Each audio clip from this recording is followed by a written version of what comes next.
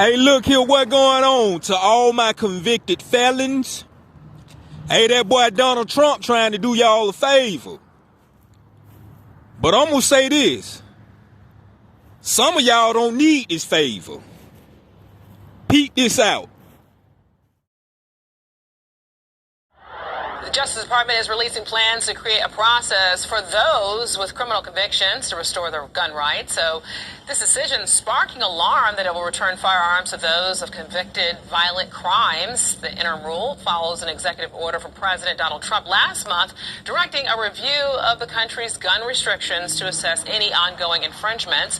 Let's bring in our chief legal analyst, Clive Rose, this conversation. Lots to discuss here because restoring gun rights to those who have been convicted of violent crimes. Laying out the argument here for us, it says that a lot of people are concerned. Why? Well, I mean, there's arguments for both sides in this situation. You have on the one side folks that are saying that the government should not be infringing on folks' constitutional rights to bear arms. And on the other side, you have folks that are saying there needs to be some common sense legislation and regulations, specifically rulemaking process that actually limits folks that can have guns. In this situation, you're talking about people convicted of felonies, but in all other instances, you're talking about folks that are domestic violence, people that have prior drug use. That was the Hunter Biden situation when attempting to get a firearm. And so a number of things are put in place by the ATF to ensure that folks that check one of those boxes, either a violent crime, either a domestic violence, or someone that is on drugs or had drug use issues in the past, don't have guns fall into their hands. And so that's why these regulations have been put in place. I should say these rules have been put in place to try to deter and stop folks from having guns in their hands. On the other side, folks are saying, look, any type of regulation that stops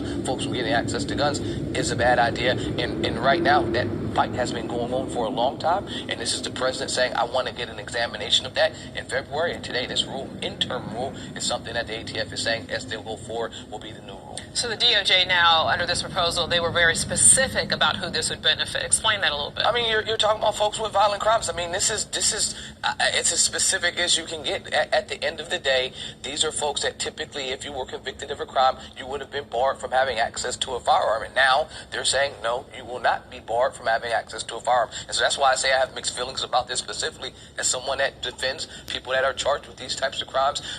Once you've committed the crime, you've been sentenced, you've done your time, you've paid your restitution, you've been on probation, you've been on some type of post-relief. This additional infringement to say, look, now you still can't vote or you can't own a firearm is an additional hurdle for you to be reintegrated into society. And so I do understand and appreciate how folks are saying, well, listen, this person is done. They've served their sentence. Restore them fully to being an American citizen. But yeah, y'all heard that, right? Now I'm gonna say this. Some of y'all don't even need no gun, bro. Because a lot of dudes, man, soon as they get a gun, they go to poking their chest out, walking around like they extra tough, starting shit with folk just so they can have a reason to shoot them. It's gonna be a bunch of problems behind that, But you got some people who need their protection, but you got some, bro, they don't even need it, you know what I'm saying? Because they already about crazy and half-ass damn retarded. So just imagine having them being able to get, their gun rights back. You know what I'm saying? But yeah, so y'all start checking into stuff like that.